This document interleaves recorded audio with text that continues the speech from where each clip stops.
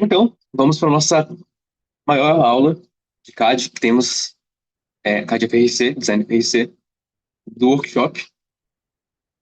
Então, essa aula, eu já dei várias vezes essa aula para muita gente na equipe, principalmente focado em design estratégico, mas o foco dessa aula é introduzir de forma rápida e curta, porque temos pouco tempo, fundamentos essenciais e técnicas que estão inclusas no design FRC. Então, o FRC, ele tem várias habilidades em conjunto: programação, marketing, engenharia, mecânica, elétrica, e uma delas essencial para fazer o robô acontecer fisicamente, além de todas as outras, é o CAD.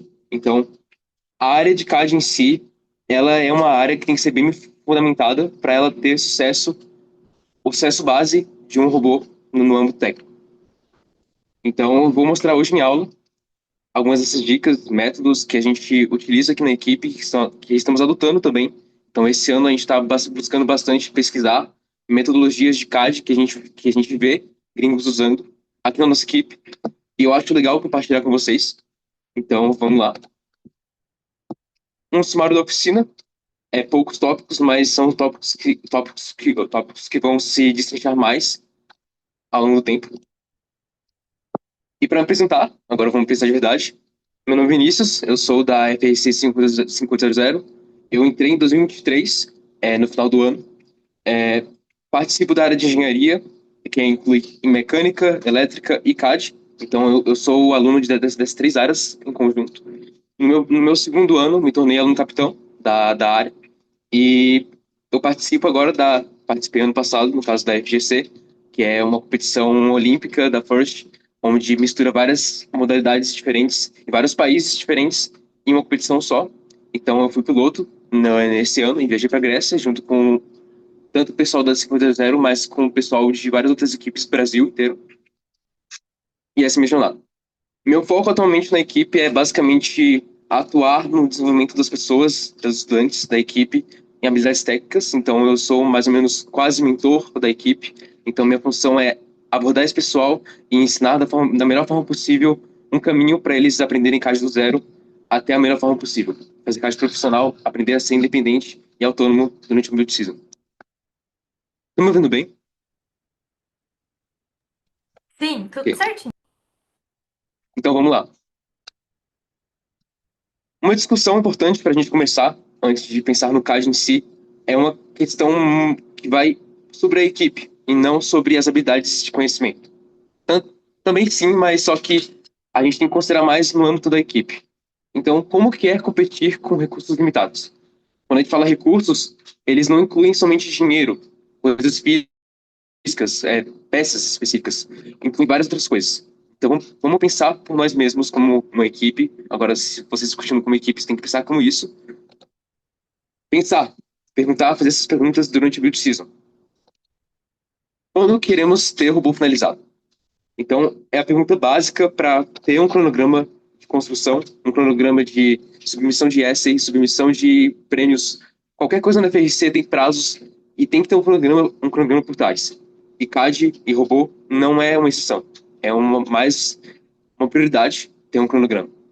Mas para definir o cronograma, a gente tem que definir qual que é o nosso prazo final. Esse prazo final, obviamente, é a competição em si. Lá estar lá na regional, com o robô montado, programado, construído para jogar. Então, esse é o prazo que você tem que pensar, essencialmente, junto com a equipe. Só que esse prazo final, ele não é só o suficiente para poder fazer desse objetivo uma coisa só. Ele inclui várias metas dentro desse objetivo final. Para eu ter um robô, eu preciso ter um robô programado. Para eu ter um robô programado, eu preciso ter um robô pronto, finalizado de forma construída. Para ter um robô construído, eu preciso ter projetado esse robô do zero. Então, são várias etapas que incluem esse cronograma que a gente tem que pensar bastante até chegar lá. Mas o que eu quero chegar até então é sobre como que o tempo influencia em recursos. Então, pensem que ter uma competição na Week 1, na semana 1 do ano que vem, por exemplo, é um é bem curto prazo que você vai ter de construção de robô. Então, você vai ter que considerar um robô muito mais simples do que seria se a semana 6 fosse sua competição. Então, vamos lá. Questão de tempo. Quanto tempo nós, como equipe, conseguiríamos todas as peças do robô prontas e finalizadas para construir o robô? Essa é uma pergunta que depende da equipe e depende de cada instituição patrocinador para ter essas peças para o robô finalizado. Quanto tempo de piloto precisamos? Pilotagem FRC é algo essencial, porque ela tem que ser treinada, ela tem que ser muito, muito treinada. Ela precisa realmente de tempo, porque o piloto e o copiloto precisam treinar juntos para garantir que a performance máxima do robô seja atingida de forma verdadeira e não somente pelo que ele faz, que ele pode fazer, porque o que ele vai fazer de verdade depende do piloto e do piloto, independentemente. E quanto tempo de programação que o robô vai ter? Então, não basta ter um robô completo montado se ele não funciona, se ele só não tem código nenhum, se ele não faz nenhuma ação. Então, a gente tem que dedicar tempos específicos no nosso cronograma para atingir essas metas, para a gente conseguir definir o nosso robô com base nessas métricas. Agora, algo óbvio, mas quais recursos tempo, ferramentas nós temos? Então, é algo mais geral, mas é algo que todo mundo tem que se perguntar. Quais ferramentas eu tenho para fazer esse robô? Eu vou conseguir fazer esse robô na vida real? Então, são perguntas que a gente tem que pensar na hora de fazer o CAD. Então, como que estão nossos itens? Os nossos itens da equipe estão obsoletos? Estão ok para usar? Estão de forma média, mediana para usar? Então, é uma consideração importante para fazer, porque não basta fazer um CAD bom, sendo que o CAD inclui peças que você não tem e nem pode comprar. Obviamente, tem patrocinadores na FRC. A FRC é cheia de patrocinadores, pessoas interessadas em ajudar.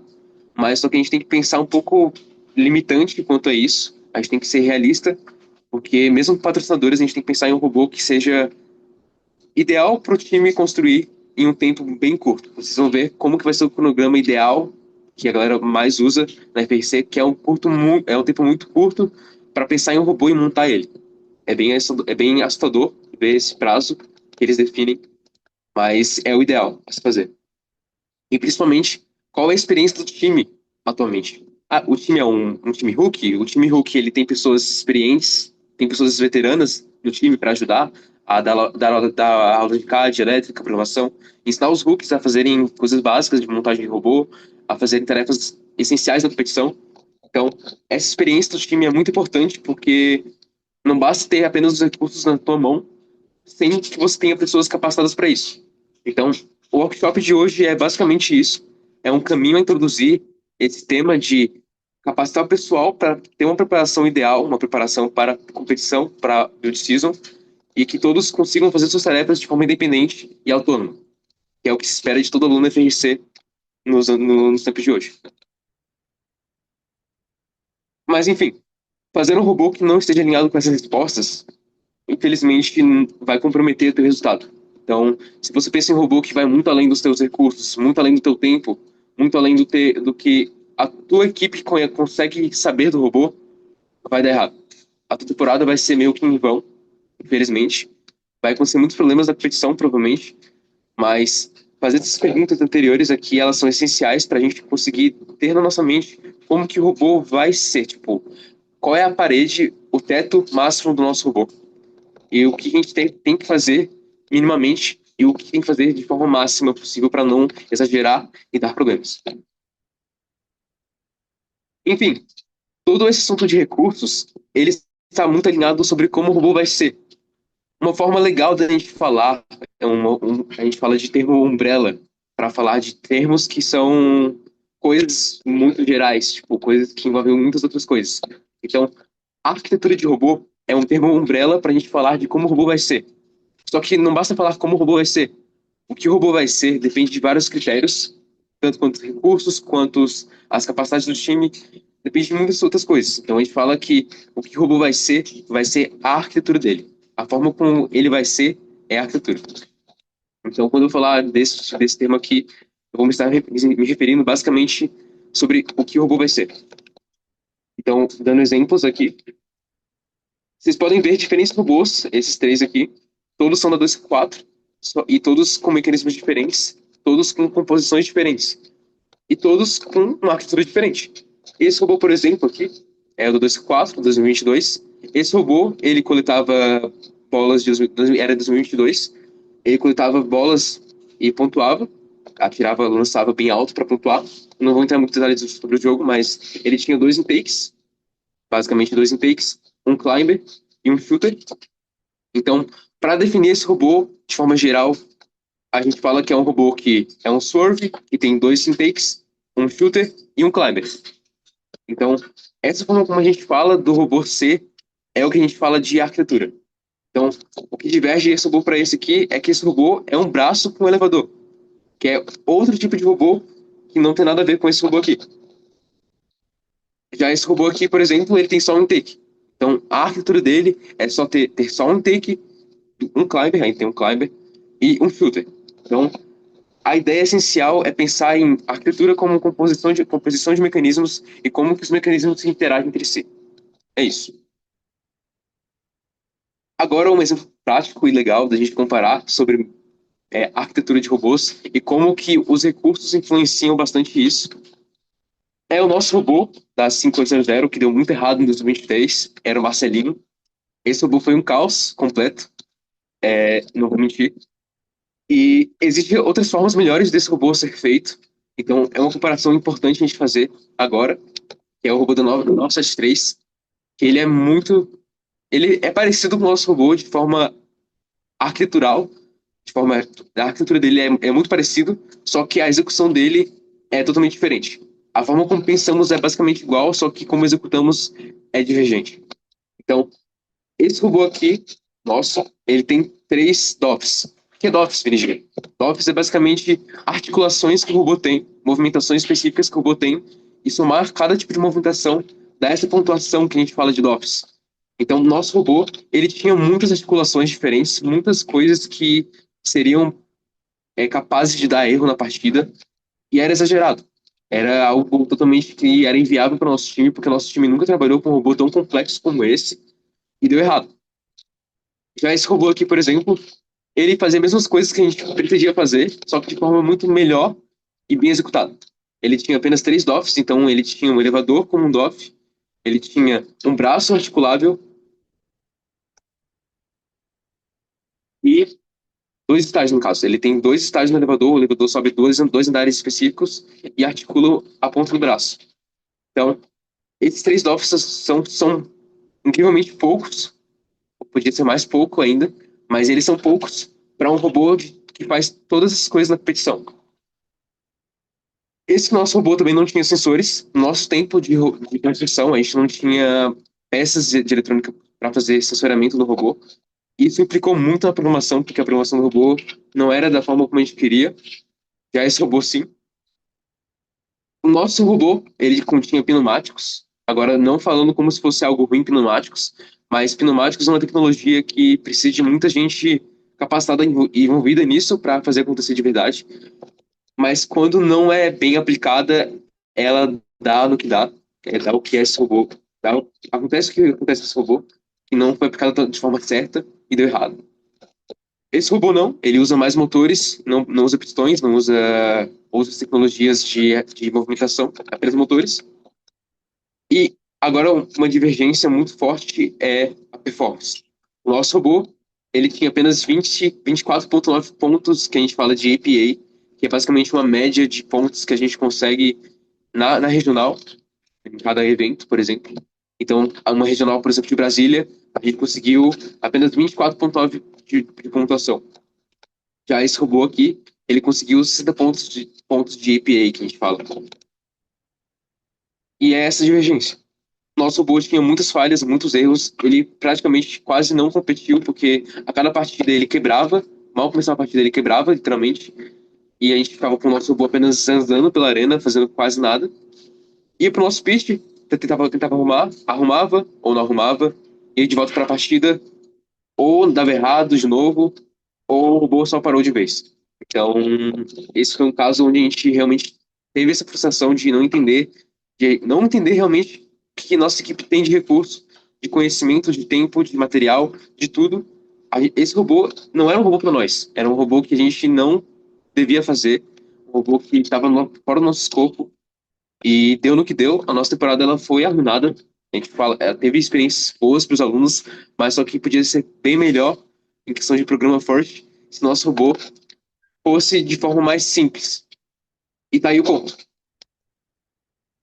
Por integrar vários sistemas em um só, que é o que a 993 fez, o robô ficou muito mais simples e menos complexo. E fez muito mais do que robôs que eram muito mais complexos. Então, pense comigo. A ideia essencial que eu quero passar para vocês é que robôs simples, no geral, eles executam bem melhor e bem de forma realista o que a tua equipe tem a oferecer para a competição.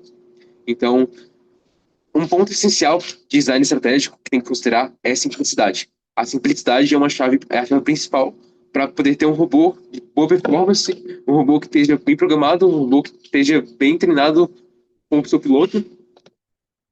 E é isso. Que seja consistente. Então, o ponto-chave para ter um robô de sucesso na Approach é a simplicidade. Mesmo que pareça ser muito complexo as peças do robô, a ideia essencial do robô ele é simples. De ser pensada, de ser executada e cabe dentro da equipe fazer.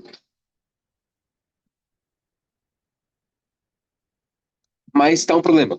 Como que a gente encontra essa arquitetura ideal que é simples, que é prática para nossa equipe, que adapta para os nossos recursos?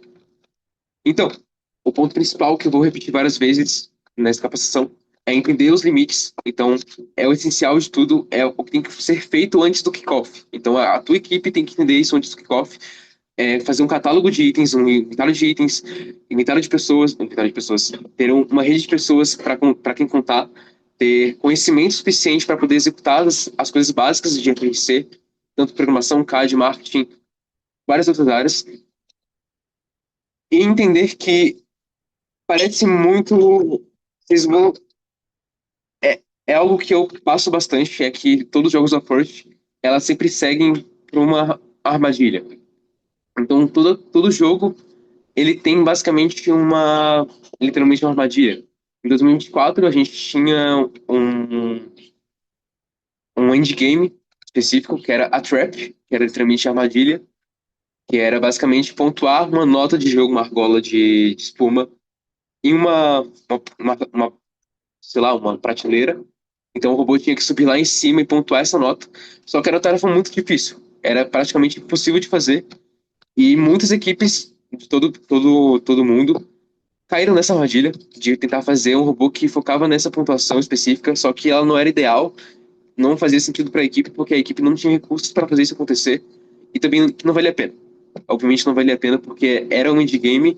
Se tu faz um robô inteiro para um indie game, o que vai ser o telhado para ti, basicamente.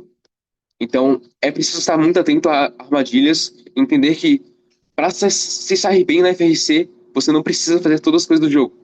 Você tem que fazer as melhores coisas possíveis para sua equipe, conforme o seu limite.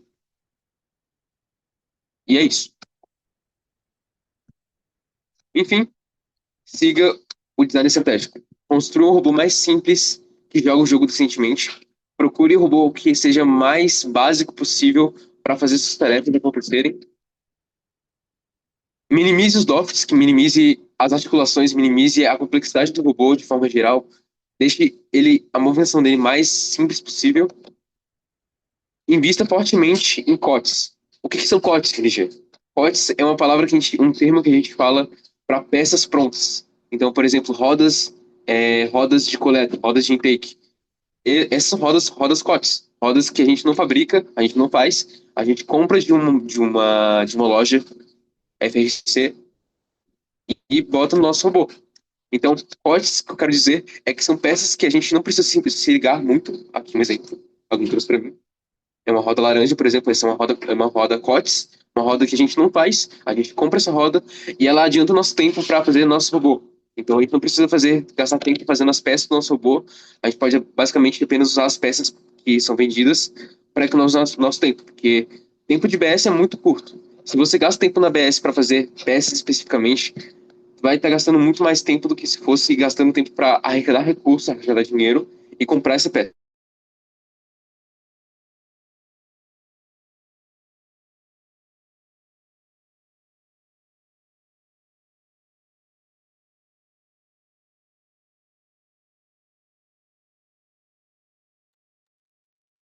Acho que As tivemos um, coisas, um erro de internet. Tivemos as uma coisas queda. estão, sim, as coisas estão complicadas na Ilha da Magia.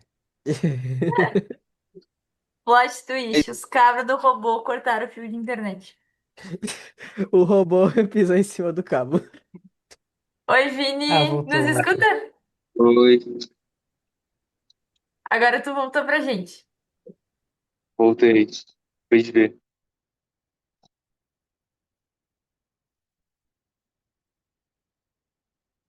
Eu tô no IFSC aqui, daí não sei o que tá acontecendo, que tá caindo na internet toda hora.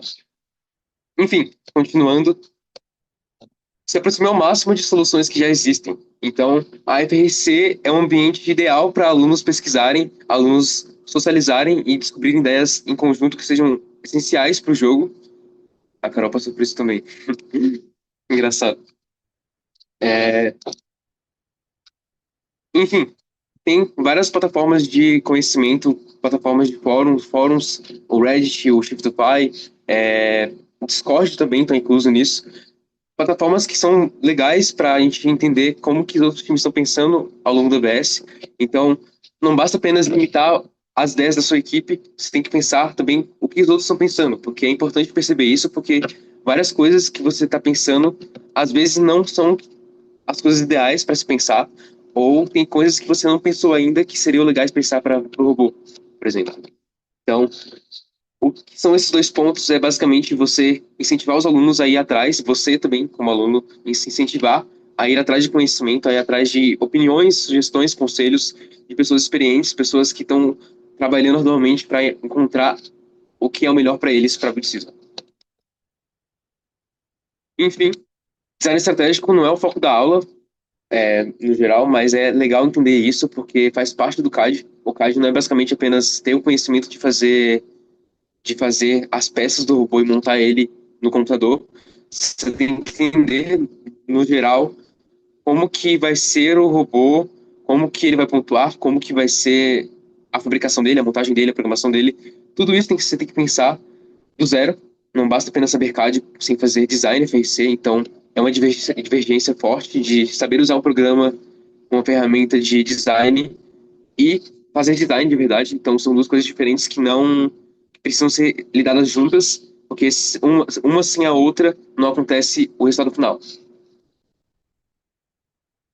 Enfim, como que chegamos na prática na arquitetura ideal, o robô ideal? É isso. Implemente um fluxo de CAD que seja adequado para o time, que faça todo o time ter capacidade de fazer.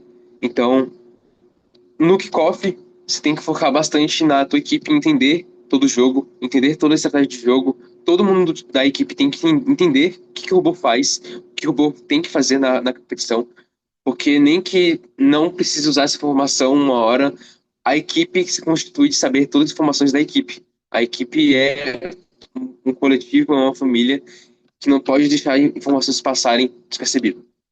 E outra coisa importante é carga de prototipagem. Então, vou mostrar depois, mas duas coisas que divergem bastante é o CAD e prototipagem na ABS. Então, a gente meio que separa o pessoal em duas áreas diferentes, uma para fazer CAD e outra para prototipar.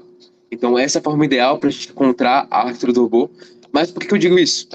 Eu digo que encontrar o melhor jogo possível para nós, uma estratégia de jogo para nós, para jogar ano que vem, e fazer bons protótipos, vai com certeza chegar em um robô otimizado, um robô que faça sentido para nossa equipe, porque a gente está lidando com jogando nossos recursos, jogando nossa mentalidade para chegar em um robô exemplo para nós, um robô que seja adequado para nós.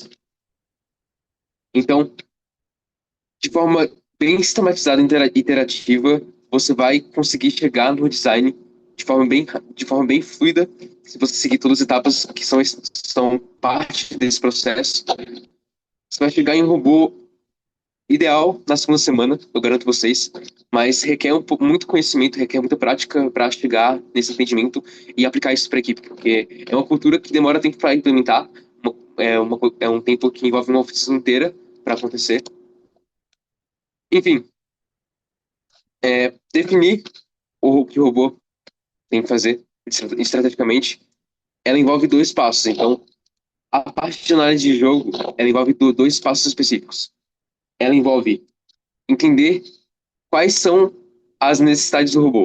O que o robô tem que fazer de pontuação, o que o robô tem que fazer de RP, quais são as dificuldades envolvidas para cada tarefa do jogo. Então, por exemplo, a trap, ela deveria ser avaliada de forma que a gente evitasse fazer ela porque a nossa equipe não consegue fazer. Então, pense numa tabela gigante com várias tarefas de jogo possíveis para fazer, o que cada tarefa dá de pontuação e qual que é a complexidade para fazer ela acontecer.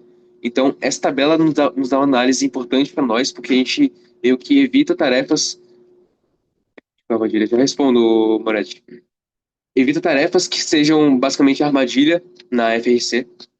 Então, vamos responder um exemplo prático do Moretti que você considera que foi a armadilha do Riffscape. Então, um, eu poderia facilmente falar que a Deep Cage, por exemplo, foi um desafio muito complexo para a FRC, para o Riffscape, mas eu digo que não, porque ela se encaixa bastante nisso aqui.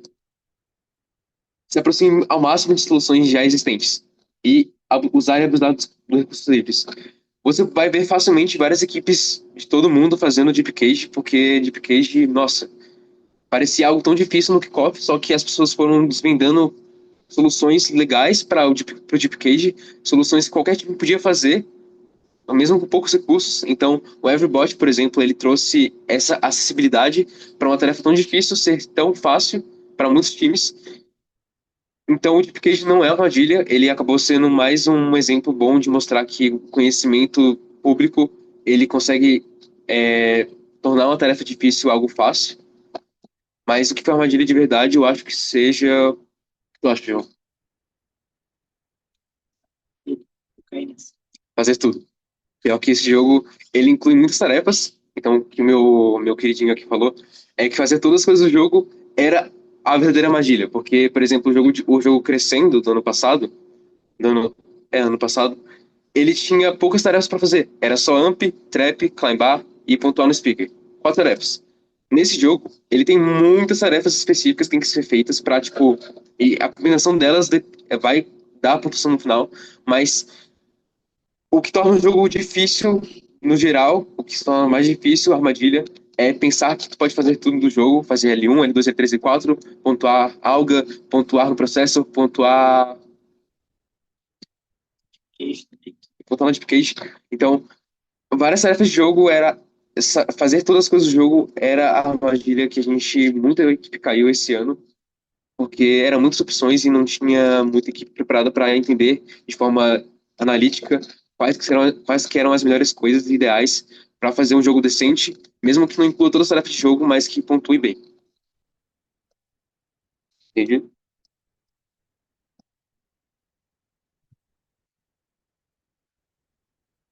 Enfim, como que a gente encaixa essa arquitetura no cronograma?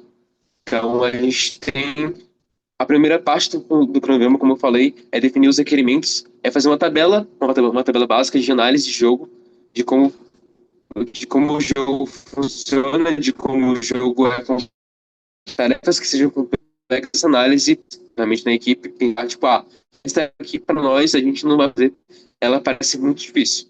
A gente não descarta a ideia, a gente deixa ela de lado, fora da prioridade principal, mas a gente pensa, tipo, a gente tem que concluir as tarefas básicas aqui para garantir que o robô conclui bem conforme nossos recursos.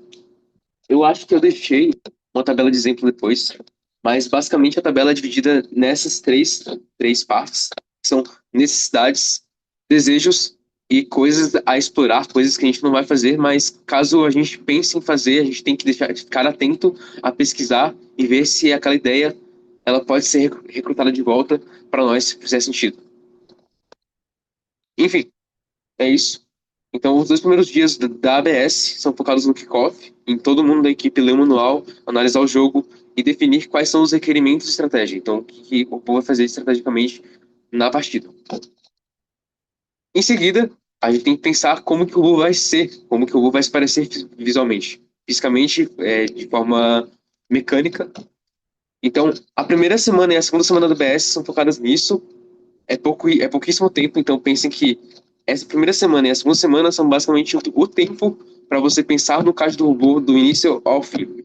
Pensar no CAD do robô inclui fazer prototipagem, fazer desenhos, rascunhos, fazer pesquisa, fazer toda a montagem do robô no CAD completamente para poder ser usinado e montado depois, logo em seguida.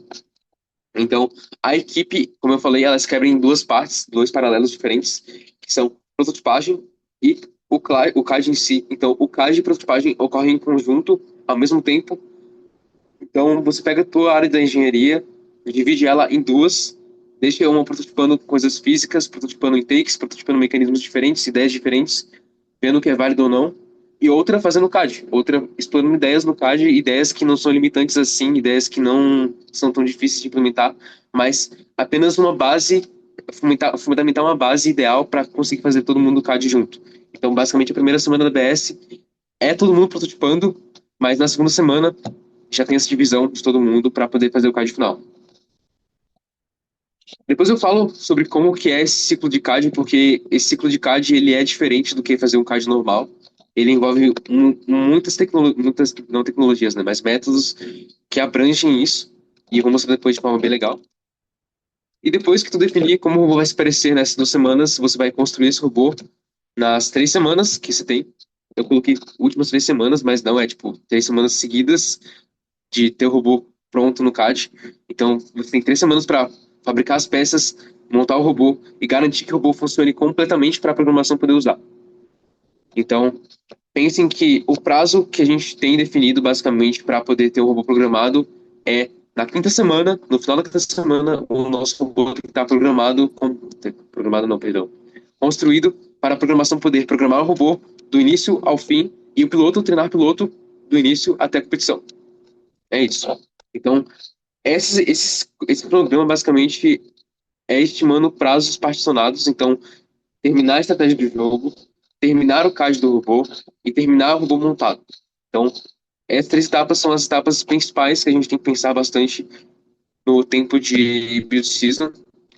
Eu recomendo fortemente em vocês, qualquer equipe seguir, porque é basicamente a manteiga e a faca e a manteiga no pão para poder executar isso.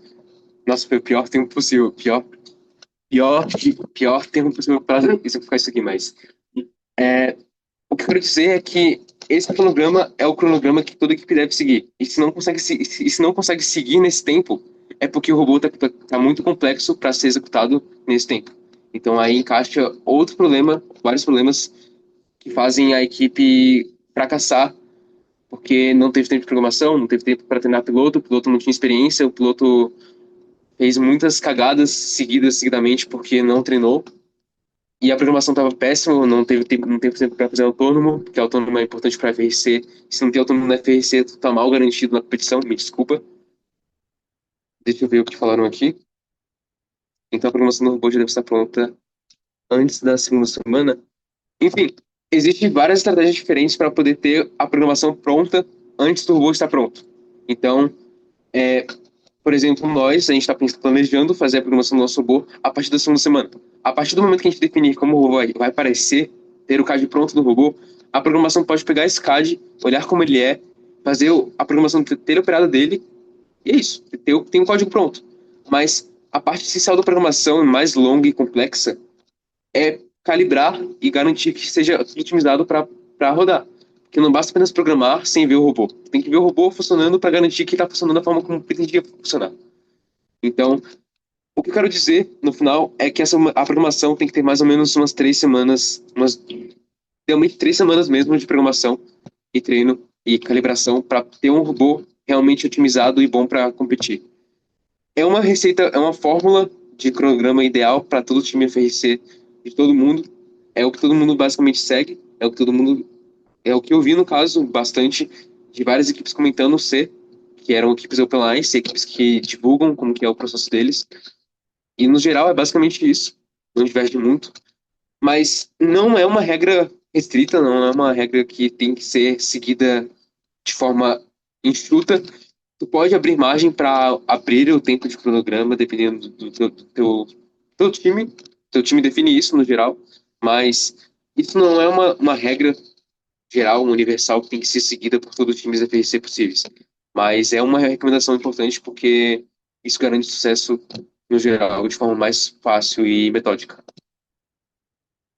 Então, respondendo, como que a gente vai fazer esse robô parecer? Como que o robô se parece? A gente define o que o nosso robô é com uma frase. O robô tem 2 intakes, um shooter, tem um climb. Ok. Definiu como o robô vai ser por uma frase. Só que a gente quer ver como que o robô vai ser no CAD. Então, como que a gente vai caminhar dessa frase para um robô final, um CAD final. Então, a prototipagem ela é uma chave principal para isso, porque a prototipagem é uma forma da gente ver na prática se aquilo funciona de verdade ou não.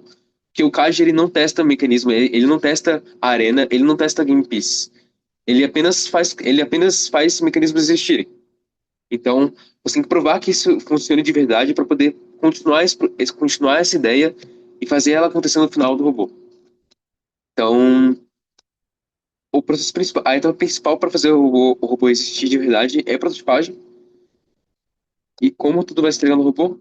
Enfim, cada subsistema ele é prototipado de forma separada. O ideal é prototipar de forma separada, não tudo junto. Então, você prototipa um intake separado do shooter, mas uma hora tu vai juntar esse intake e shooter para ver como funciona, mas idealmente você testa os sistemas de forma separada. Para no final você juntar esses mecanismos em um robô só. Então, essa etapa é bem perigosa, por isso que entra a parte do CAD, que o CAD em si, em paralelo com a prototipagem, ele foca em como fazer prototipagem e como fazer o robô quase pronto já, enquanto a galera prototipa. Então, a gente já pensa no robô, a galera do CAD já pensa no robô final, busca esse robô final, enquanto o pessoal testa e vê o que pode fazer quanto protótipo. Enfim, e cara, montar o seu robô sem montar ele de verdade é a frase que define tudo isso. Tu não precisa montar todo o robô inteiro para ver ele funcionar, se ele funciona ou não. Existem etapas muito específicas para você atingir e chegar no robô final. Então, o CAD é uma etapa importante para isso. Fazer diferentes modelos de robôs para jogar o jogo, para fazer uma tarefa específica, pensar em diferentes mecanismos para pontuar uma coisa só é o que faz o robô acontecer, é o que faz o robô existir visualmente, porque no final tu vai entender que as coisas se juntam como quebra-cabeça e formam o que o robô é no final. E é isso. Então, agora tá chegando a parte legal, que é a parte de metodologia, é a parte que envolve o CAD. Então eu vou abandonar um pouco mais a ideia de estratégia, né, o foco, mas o foco principal é como fazer esse robô acontecer, como fazer esse robô existir na vida real, porque o design ele envolve estratégia, só que a parte do CAD em si, ele abrange também o design, só que ele abrange também métodos que fazem o robô acontecer. Então, o primeiro passo é no CAD, você pensar no robô, junto com a arena, um desenho 2D lateral desse robô, lateral, topo, diferentes visões diferentes do robô, em 2D. Então, você vai desenhar o seu robô de forma 2D para representar ele como ele vai ser. Então, pensa no robô que coleta game piece do chão e pontua depois. É um coral no chão, é um braço que pega esse coral e pontua o coral na L4. Então, a gente vai desenhar esse robô de forma 2D no shape, caso ou qualquer outro tipo de CAD que você utilize na equipe. Eu vou mostrar depois para ficar mais claro, mas essa é o fundamento principal para poder chegar na ideia de arquiteturas diferentes. Então, a forma de explorar arquiteturas é por esse método 2D. A gente fala que é análise 2D. Então, eu vou mostrar aqui primeiro para vocês. Esse é um robô exemplo que a gente teve, que é o robô Lajotinha, que a gente tem esse robô. Foi um nome bem democraticamente escolhido por nós. Então, esse robô, ele pontuava no L4, no L3, no L2, e não pontuava direito no L1. Não pontuava. Então, a ideia principal era o robô coletar da Color Station, que é essa Color Station aqui, que está marcada em verde ciano. Ele coleta e tem um funil, uma rampa que atravessa o coral e bota o coral no elevador, a partir desse mecanismo aqui. Então, o que eu quero dizer é que a gente desenhou uma arquitetura de robô de forma 2D, com a arena inclusa, para pensar como o robô vai ser.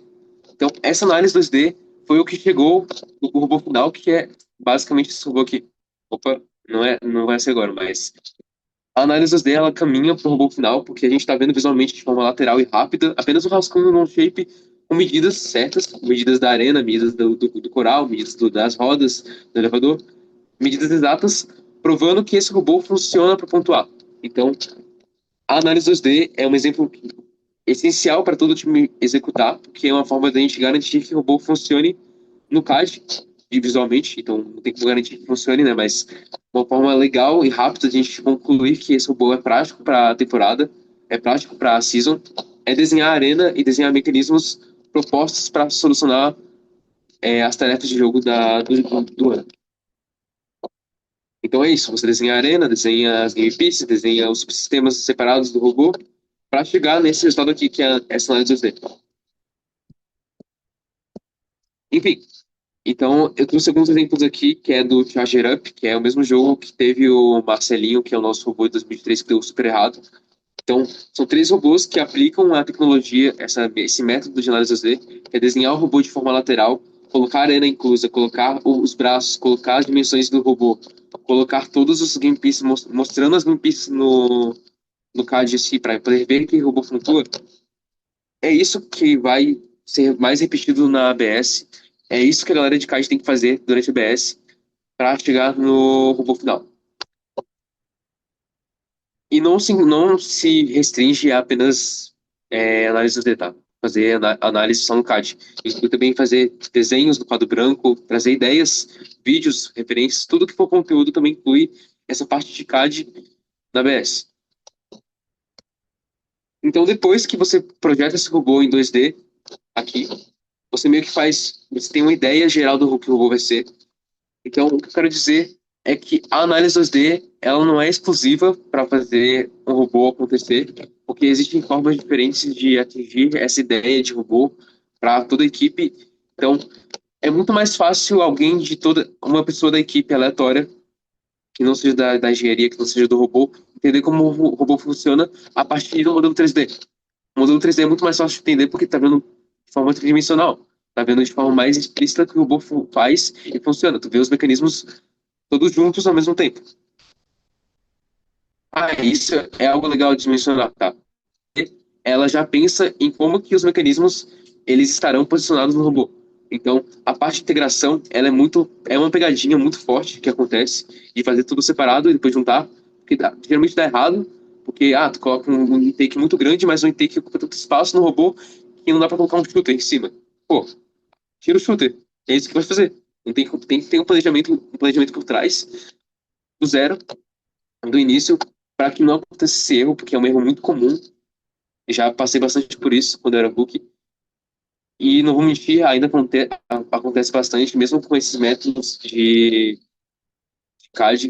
É comum acontecer falhas de colisão de mecanismos, que mecanismos se giram e batem entre si e fazem um não funcionar com o outro. Enfim, o que eu quero mostrar é que o Cryon CAD, que a gente fala que é esse modelo 3D de robô, é um modelo legal de mostrar como o robô vai ser, porque é um modelo que todo mundo entende, um modelo que é fácil de replicar. E a partir desse modelo, tu já entende basicamente como o robô vai ser. Cara, se eu tenho isso aqui desenhado em 3D, eu consigo facilmente pegar esse 3D, esse robô, esse modelo 3D, e partir desse 3D para um CAD verdadeiro, um CAD que inclui chapas, um CAD que inclui peças específicas, corrente, motores, tudo já incluso. Então, é tão processual que tu vai chegar no esses processos que a gente fala da análise 2D, Cryon CAD e Block CAD depois, vocês vão ver que é uma forma legal de uma pessoa que não tem experiência em mecanismos conseguir fazer um mecanismo do zero apenas seguindo esse processo. Então, um exemplo legal aqui é que a análise 2D ela não é apenas para encontrar o robô ideal. Ela também pode ser usada para mecanismos, então é isso que eu estou falando. Você tem análise 2D aqui, por exemplo. Então, esse aqui é um robô coletando uma game piece, uma bola, 2020. Esse robô, ele era do Karatum que a gente participou da WCP. Esse foi um Karatum bem competido. Ele não terminou ainda, vai ser resultado. Mas esse desenho aqui que eu quero mostrar para vocês, 2D, ele é esse take aqui, basicamente. Então, pensem nesse take aqui, só que olhem ele lateralmente. Então, tem o chassi aqui desenhado, o chassi, o bumper, tu tem as rodas do intake simuladas aqui, tu vê a posição para fora do intake e o intake na posição retraída dele. Então, esse é o intake de pé. Então, essas três rodas aqui, ó, essa aqui, é basicamente o robô na posição interna do robô. E quando ele vai coletar a game piece, tu desenha basicamente na análise 2D o intake retraindo para fora. Então, as três rodas aqui são representando o movimento do robô entrando para dentro, o intake entrando para dentro do robô e saindo para fora, para coletar. A partir desse desenho aqui 2D, a gente desenha um mecanismo. A gente meio que dá Ctrl-C, Ctrl-V nesse desenho 2D, coloca no nosso CAD e modela todo o robô basicamente apenas seguindo a análise 2D. É isso. Parece tão simples falar assim, mas é difícil.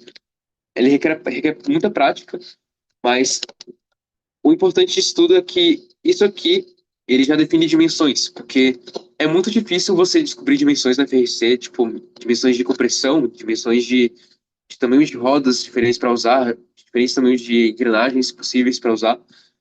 A análise dela já inclui isso, porque ela já calcula para ti, basicamente, como que o tamanho do intake tem que ser, o tamanho da roda tem que ser para coletar a bola de forma efetiva.